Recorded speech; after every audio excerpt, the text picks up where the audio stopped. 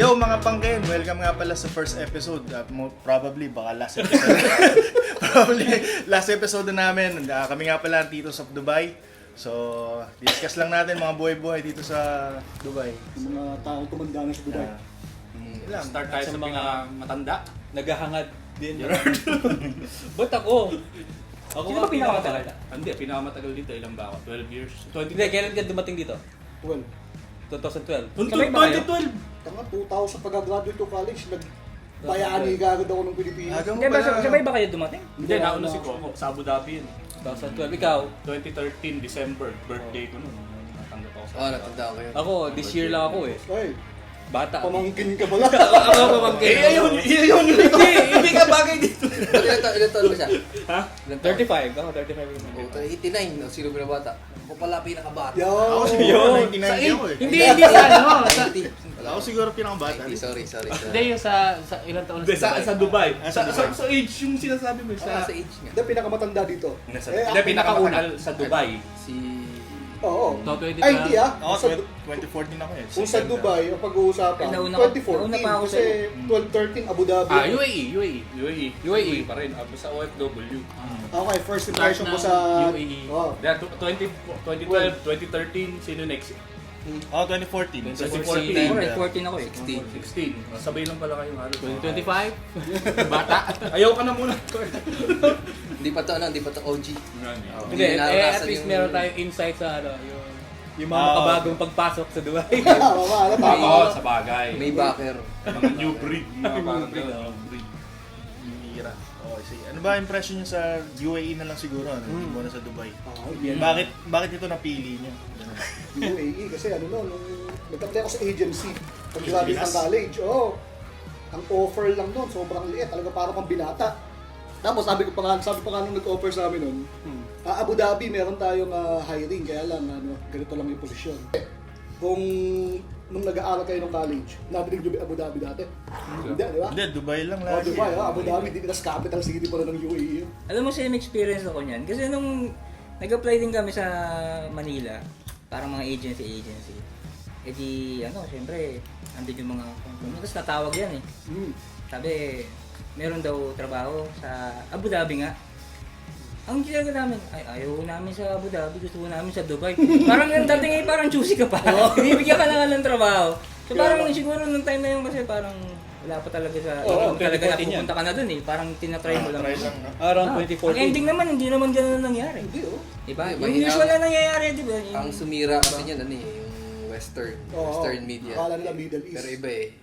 Ang hindi Hindi nila pala nakikita nun, pag may mga movie, kanya Fast and Furious, pag nag-usap sila ng social na lugar, hindi nawawala ang Dubai sa sa mga civilized city, sosyalan. Sa Pilipinas kasi inisip na, disyerto dun. Tsaka akala ko, gumraduate na ako, akala ko ang Dubai, another country. Oo, di ba? Ay, okay, oo. nakakalaw. Hindi natin alam na Dubai. Ito, Oo, Emirates Emirates pala. pala yan. Hindi natin. Pero nung una kasi kumalibot ang Dubai, nung nakarating na dito yung girlfriend ko yung asawa ko na ngayon. So parang nauna ako sa kanya ng 3 months eh. So siguro after 6 months, punta ako sa Dubai, nakapas ako. Ang pera ko lang 100 dirhams. Doon pa ako sumakay sa terminal ng Aluada. Tapos nung pagdating ko sa Dubai, JLT. Pwede ba JLT, tataas ng building. Gandaan. Baka ako kung hindi ko sa Transformers yung mga parang Decepticon ka, taas ng building, may mga sungay-sungay na. Tsaka yung, di ba yung mga flyover na Oo, bull pataas, parang ganyan yung Tapos sa parang hindi ko Transformers nga. yung mga sungay-sungay. Tapos di pa ako makapaniwala, ito baka yung Burj Khalifa na nakikita ko sa TV dati. Mission Impossible. Oo eh. Sa akin, may yung unang experience ko, medyo pa-reverse. Lipat ako sa bahay ni Laki. Nakaano siya, di ba, nakabila. Yaman ka ako. Nakabila. Tapos solo ko yung kwarto. Okay pala. Okay pala ako yung pagbili. Masaya ako. Nagkatrabaho ako. Nalipat ako sa International City. Sa isang yung one bedroom. Ano kami? Magbabalik! Babalik! Oh, Dubai! Dumating yung KFC. Welcome back! Doon, mayaman ka rin pag-krito. Ayos. Tapos Kasi hindi katrabaho na ako. Yun, sinampal ako ng katotohanan. 18 kami, mga Sa bahay. yun, pag pupunta ako sa Pilakim sa pag-weekend, sa Jumeirah. Oh. Ano yun, parang colored TV. Tapos pag uwi na ako ng International City, black and white yun. Alam mo, uwi ka Wait sa lang, bakit 90s. si Kim, ano, ang ganda ng tinitira? Hindi, yung kasi malapit sa nila, sa gym siya nagkatrabaho. Pero company provided pa. Hindi. Mura yung villa doon sa tapat mismo. Hindi, tsaka usang villa doon. Saan? Ang problema lang Less ang building kasi doon sa Abu Dhabi. Oo. By the way nga pala, galing ako doon. Dito lang, Dubai na. Dubai ba? Shoutout sa mga taga Abu Dhabi. Ang galit ka. Kahit wala tayo, may kilala ba sa Abu Dhabi ngayon? Wala eh. Pero never ko rin na ano, no? Never ko din na base dun sa Abu Dhabi. Hindi, mayaman kami kasi.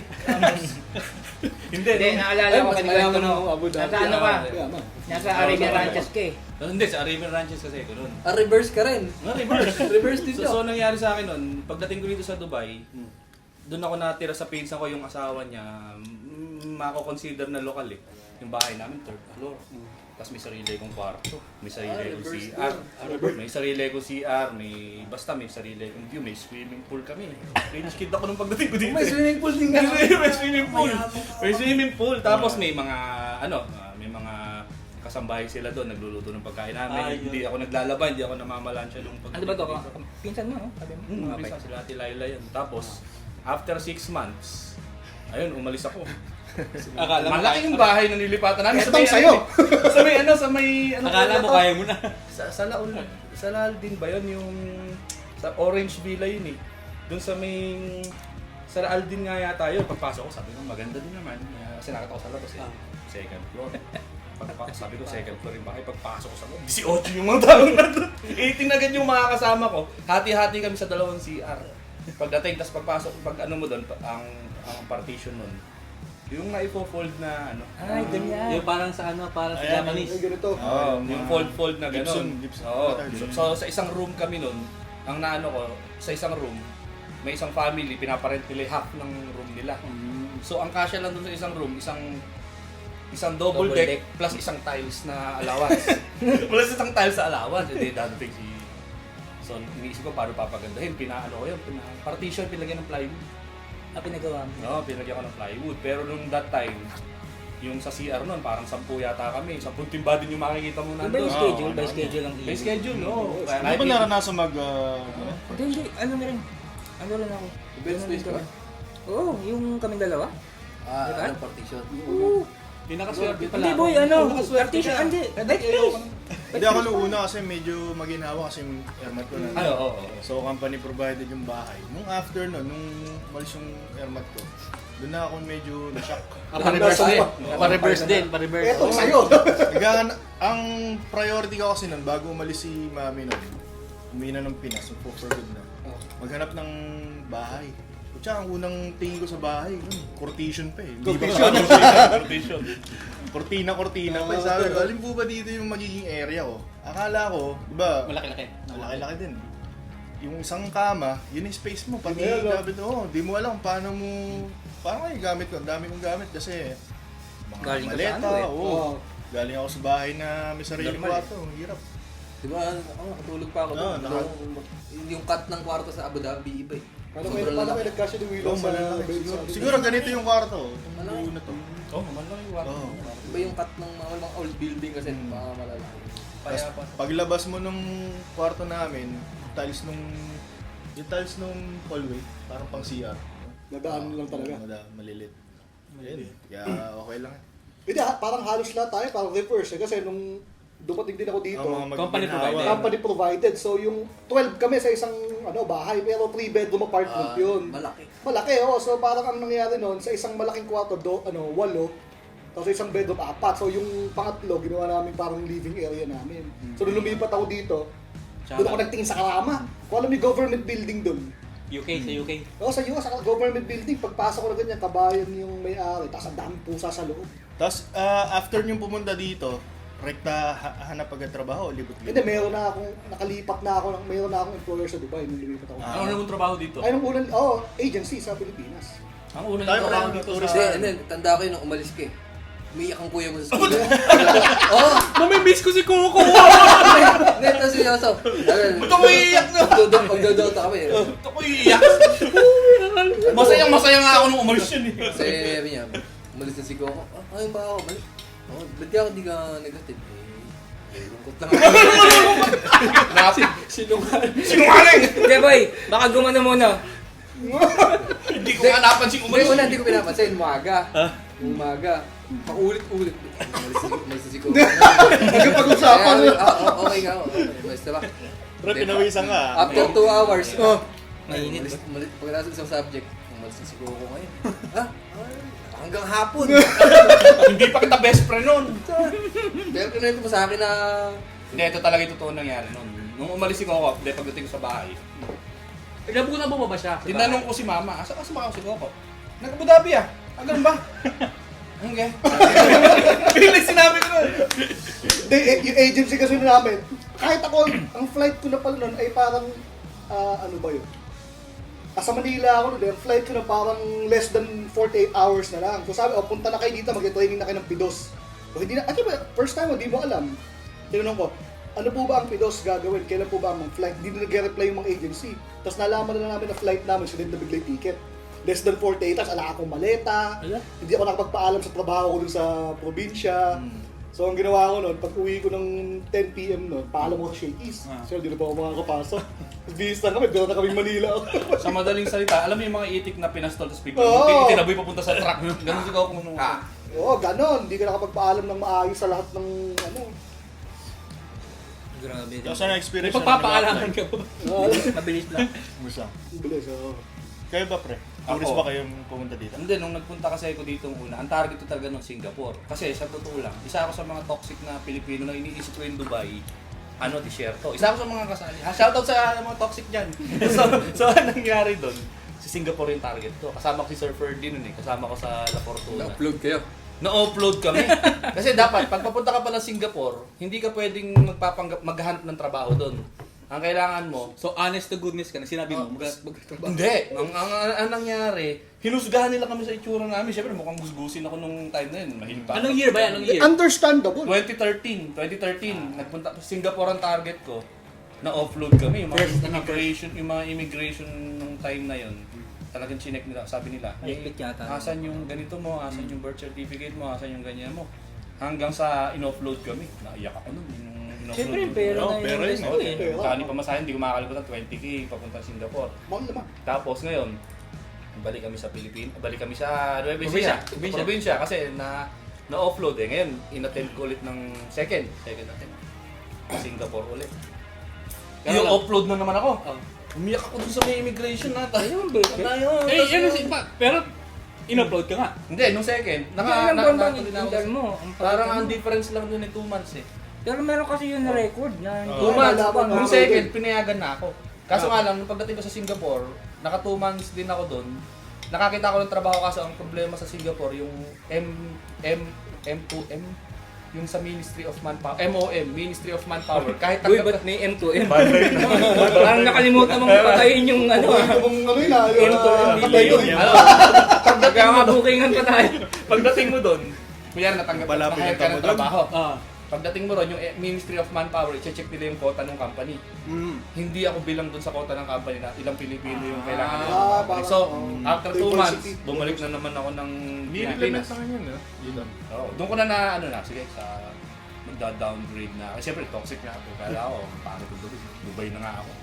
Dubai na lang. Yan. Hindi, totoo naman.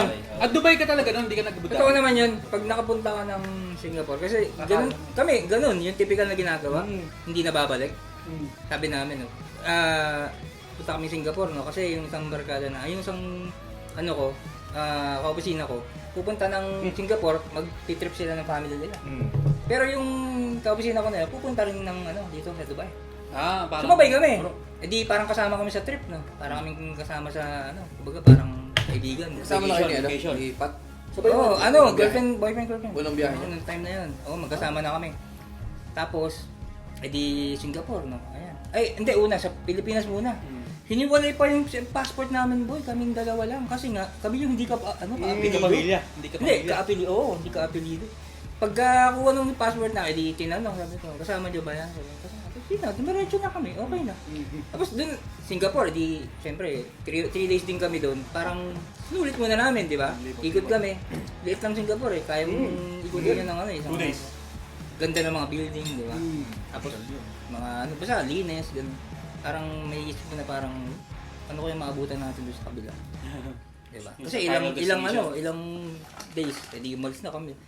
Pagdating namin dito sa Dubai, okay lang din naman pala. Oo. Sabi Maganda ko, sa Dubai, iba yung naiisip mo eh. Na Nawaw ano eh. kapag dating mo dito, lalo na yung culture, tas yung traffic light, dipindot. Sa Pilipinas kasi abangan mong, magana ba to? Ganun. Dito kasi Hindi, dipindot. suggestion lang yung nasa Pilipinas. Suggestion lang. Hindi siya rule eh, no? Suggestion lang. Suggestion. Hindi ka pa nga hintuan doon sa pedestrian. Kaya eh. nakakanga ka sa Dubai. Nung Nung sinangap eh. dumating ako dito noon, parang 1 month din ako bago ako nakakita ng trabaho. Doon nga ako nakatira sa Arabian Ranches that time, sa mga pinsan ko. Pag naghanap ako ng bahay, nakita ko nga sa may Orange Villa, happy. Ilang kami sa isang partition. Ang problema ko namin noon, pag may baby doon sa kasama namin sa room. So sa gabi, iyak nang iyak yung bata, dahil hindi kami makakatulog.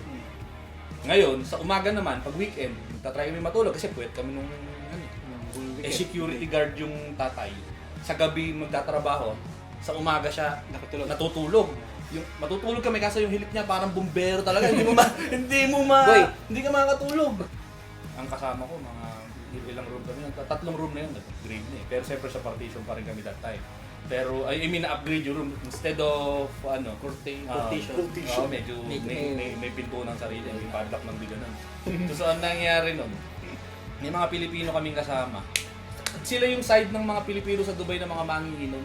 Yung nagiinom sila hanggang madaling araw, gano'n. Siyempre kami, aga ng pasok namin, ilang oras yung biyahe. Merong inaabot alas 5 ng madaling araw. Hindi ako nakikisama sa kanila nun eh. Mahirap sa... Oo. Kaya nila Hindi yun, nakikisama. pasok pa sila doon. Oo, hindi sila nakikisama pa. Tapos nakiusap yung baka po pwede naman hinaan. Sunog Sabi, ba? try namin. Nagalit sa amin. Kinabukasan, paborito akong damit yung Red Horse na pula. Yung ginagamit ko lagi sa mga tugtugan natin. So, anong nangyari nun? Nung kinabukasan, nakukunin ko na, asa may sahig siya. Dinampot ko yung damit. Basa. Manipis. Nung pala wala na yung likod, ginupit, ginawang basahan, ginawang basahan. Tapos yung isa ko pang experience doon sa sale na yun. Di ba nakaganti tayo ron? Oo, Nakita namin supplier pala namin ng supplier printer. namin. Sa window show, binasuot na. Pinalinis namin yung... Mayroon pala sa printer eh. Tapos, ang nangyari pa nun, may hotdog kami. Kasi alam mo naman, pag nag-start ka sa Dubai, yung mga budget mo instant. talagang squeeze na squeeze yan eh. Kahit bumili ka lang ng isang pakwan nun, dapat mga 2 linggo. magkakat na sa malaki sa budget mo yan. May hotdog kami binili. Bilang namin sa buong linggo yung pagkain na yun. Sa Adja hotdog na wala. Ay, pura. Nawala. Ngayon, tinatanong namin sa rep, ba't po wala dito? Ay, sa inyo ba yung hotdog? Eh, nalipot siya dun sa pwesto ng rep ko eh. Eh, kiniluto ko na. Dapat pala, kapag naglalagay kayo sa rep, huwag nyo inililipat ng area. So, yun yung first time na nalaman ko na meron palang teritoryo sa loob ng refrigerator. Uy, Dapat parang kasi- yung, trespassing pala. parang yan yung kinikwento mo na ginantihan yung binabato nyo ng isu. Ay, oo, may mga surot nun. Nakakahulay ko ng surut dun sa, kasi uso yung surot Free sa will. mga partition eh. Mahilig ako na mga nguhulay mo surot, gano'n. Dati, pag nakakita ko ng surot, tatapigin ko agad nga, yung dugo, nakasalpak sa pader. Yun yung time na naging mabait ako sa mga surot. Pag nakakita ako na naglalakad sa pader, Kinukuha ba? Hinuhuli mo. yung gentle yung paghuli mong gano'n. Tapos pag nahuli mo, ihahagis mo sa kapitbahay. Yun yung time na Kinikwento niya yung dati. nahagisan ko ng surot yung kapitbahay namin hanggang umalis na ako no. Kasi nga, sabi ko, hindi kami magtatagal dito, hindi kami makakatulog. Yun, nasa kami lumipat ng ibang partition din. Wala na kami problema sa next eh. Yun yung pinaka last time na lumipat kami. Yun yung last partition before kami naka-afford ng studio. So, kung mapipiliin ka, sino gusto mo kasama sa partition? Yeah. Kabayan o ibang lahi? Ibang, kung dun sa experience kong naranasan nun, depende pa rin. Depende. Pero kung yung mga taong kabayan na yun, compared sa ibang lahi, pipiliin ko pa yung ibang lahi. Kasi Pilipino. Ako, ibang lahi. Ako, ibang Yung lahi. unang kasama namin, puro Chinese. Hmm. So, ano sila, mababait, tapos tahimik, parang wala kang kasama. Talagang, so, Pilipino. sa kasama, sa Siya- kasama. Kasi ako, Mga experience ko nagme-meditate sa mga Pilipino pa. Hindi, 18 nga kami. Ganun, no? 18 kami. Alas 2 ng madaling araw, nagbabalot ng Ng tape, box. ng box. Kaya, walang consideration. Hindi, no? ang gusto ko naman sa hindi sa mga ibang lahi. kahit nag-usapan kayo, hindi mo maintindihan. So, Kanya-kanyang mundo. Oo, kanya-kanya mundo kayo, di ba? Ikaw, ibang lahi kasama mo ngayon, di ba? Dahil may mga kabayan din ako sa amin. Halos na-overtake na nga ng mga kabayan yung partition namin. So, Hindi, tingin ko kahit kabayan, depende sa tao. Oh, depende pa rin talaga. Isipin mo kami nung partition kami noon, kabayan kasama namin lahat. Pero pagka magpapabalot kami ng box, kahit alas 10 ng umaga, inialabas ko para exit yung box ko, doon ako magbabalot. Oo, Kasi kahit sa ako labas, nakakahiya, sa labas, oo. no? Depende sa kasama. Depende talaga. Mga kasama mo. Depende Ba't nga. kasi hindi maka-invento ng tahimik Oo. na tape eh, no? Napakaingay. Magandang idea yan ah. Pag naka-invento tayo ng tape na tahimik, yung okay. Yung gano'n lang. Kapag yayaman tayo pag naka-invento talaga to, no? Iced tea muna, iced tea. para kasi yung ano, Ikaw, sino pa ba mga may weird experience dito sa... Ako wala. buti nga. Ako nahirapan lang ako talaga sa pagligo. Sa Minsan pagligo. pumapasok ko, hindi ako nililigo. Mainit yung tubig. Hindi, yung ang daming oras, pila. unahan. Unahan. Pila, oras. Oo. Unless maaga ka. Tsaka minsan hindi talaga sumusunod sa oras eh. Kahit yun. pinag-usapan niya, may group chat Daming pa beses minsan. na yung mga nakaaway din ako ganyan. Oras. Tapos, pag ikaw pa yung, parang ikaw pa yung may kasalanan kasi ikaw yung huli lumabas. Tapos sabihin, sir, tinan mo. Hindi sumusunod. Hirap nun. Hindi sumusunod eh. Kita nyo nag-uurong-urong na. Mahirap yun. Unang ano ko rin yun, sa may 18, marami. 18 ka kami sa kwarto. Dami kong karanasan dun. Ilang CR yun? 18 Dalawa. Pagka ikaw na yung maliligo, putik-putik mo yun. Tsaka swerte ka kung nasa master's bedroom ka. Hindi, wala. Nasa labas kami. Kaya pagka mga ano sila nagkatrabaho sa may, ano yung part na iba't ibang bansa, ano yun? International. Global Village. Gabi. Gabi. Doon sila magluluto. Ano ako, from, dumating ako dito, 77 kilos ako eh. Umiyak, 68 lang ako. Kasi, puyat eh. Puyat. Kasi yung Experience-wise. pinag-uusapan eh. Work experience. Anong masasabi niyo sa trabaho dito versus sa trabaho sa Pinas? Ano yung Marami. parang realization niyo? Ako, una. First name basis. Walang sir, ma'am. Pinaka-importante yan. Hindi walang nagmamandate sa'yo na dapat sir, ma'am ang tawag sa amin. Depende. Pagka manager mo, Sabagay, Tinuturo ka niya. hindi ko naman katrabaho. Hindi, pero meron ding iba talagang, may ibang lahi din na ako. meron, pero sa experience. Naka-apat na ako dito, talagang First name. Kumbaga, hindi mag-insist sila na, hindi normal yung sir, ma'am. Hindi normal. First name basis. Sa Pilipinas kasi basta ma-ahead ka lang ng isang isang step sa tao doon. Turing mo, boss ka na eh, Diyos ka na. Yun ang problema sa ating mga sa Ako nahirapan lang ako mag-adjust dito sa uniform. Sa uniform. Oo, hindi ako marunong magkrabata. Yung mga formal na Yung mga formal attire. suit and Sa tie. JS ko lang Oo, naranasan. tama. Para kung lalag natin pag nakabalat akong sapatos. Yun naman ang hangaan mo sa kuya mo. Sabihin nun pag may mga bago sa akin. Huwag mo tawagin, sir. Dr. Christian. Doctor. Huwag mo Dr. Christian. Tapos kapag may bago nun pag may bago, ano yung sinasabi natin kapag may event? Dali, may dinner tayo bukas ha.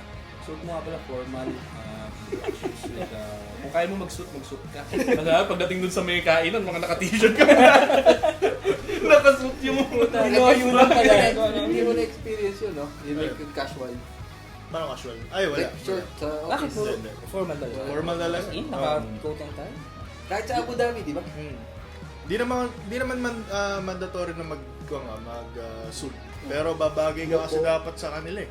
Naka-long sleeve. Na-try lahi natin dito. yun, di ba? Naka-suit.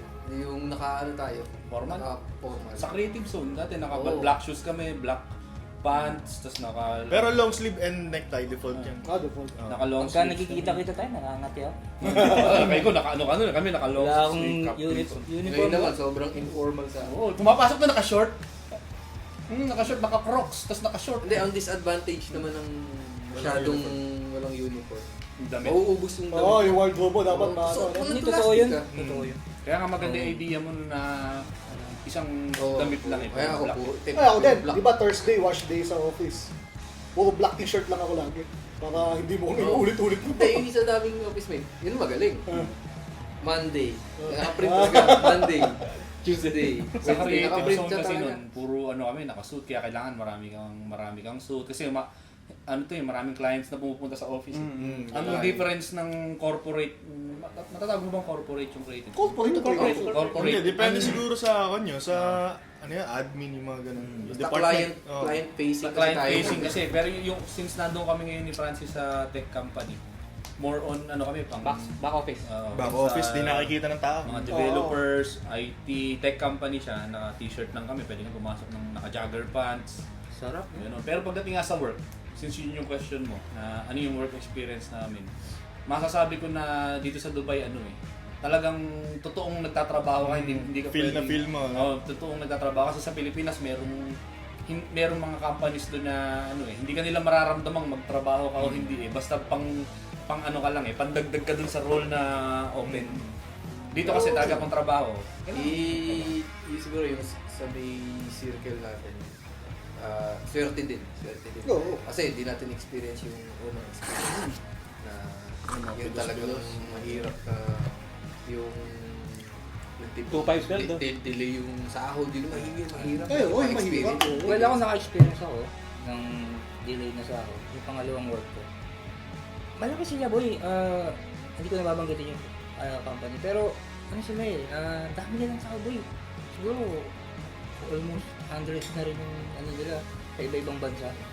Kaso meron na silang sinasabi na daw, yung parang hindi sila nakapag-comply sa Nasdaq ba yun? Parang Stocks. Tapos nag-pull out yung mga investors. Ayun na, doon na nag-pull.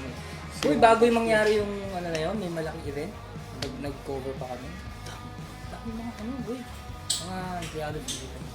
Pero boy, hindi mo masasabi, biglang boom, sad-sad. Doon na nagsimula. Delay muna isang linggo. Tapos dalawa, naging isang buwan. Doon na nagdire-diretso. Hanggang sa, yun na, hindi na kami binabayaran. Paano mo na-overcome yun? Naghanap na ako. Hindi, sino na sumuporta sa'yo na? Misis ko na may... Dalawa nga pala kayo. Ano yung unang company mo rito? Kasi si Iba yung sa una, BSA yun media company yun. Yung pangalawa, parang, alam mo yung dati? Hindi, yung Amazon ngayon, parang ganun, may ganun sila.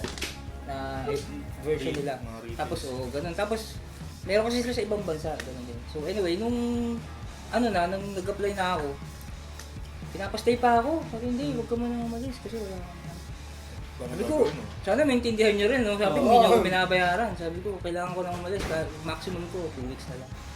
Yun na, bumitaw na ako. Kasi, Pilipino lang ang papayag ng ganyan actually. Hindi babayaran sa second stage. natakot pa ako nun kasi baka hindi nila maibigay yung back pay mo. ganun. Pero okay naman. Gratuity. Okay naman, nabigay naman nila. Pero boy, ang kawawa, yung mga naiwan.